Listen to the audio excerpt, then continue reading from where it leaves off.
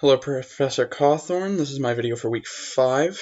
And as you asked, I will be showing you my currency converter code, or program rather.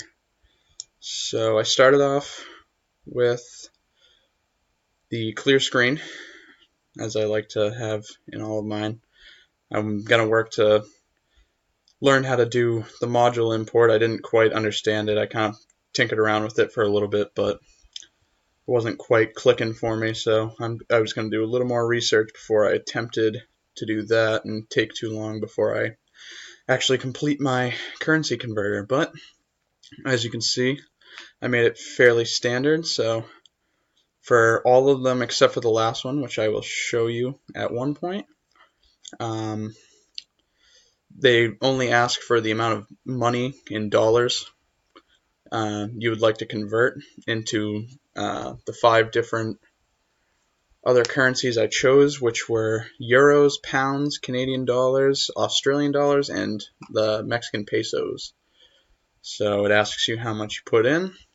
I set the exchange rate to be a float, so it could be the exact exchange rate, but down here you can see when I print what the result is, I make a point to make sure it rounds to the second decimal place as you would with any normal currency. So I will go ahead and run this for you so you can see how it works.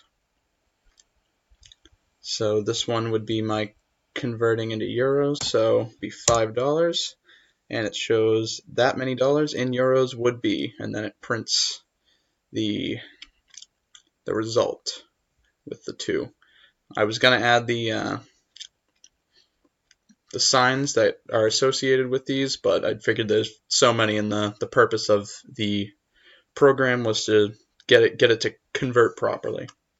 So the next one is pounds, Canadian dollars. As you can see, they all work generally the same, Australian dollars, and then the last one, I decided to play around with the if-else statement.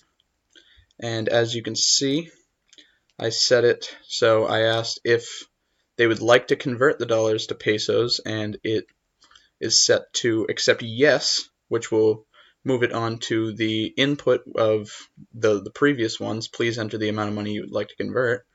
And else, if anything is put in, I would assume no. It prints thank you for using currency converter, essentially just terminating the program. So this one works the exact same as I can show you. Would you like to convert the dollars to pesos? Yes.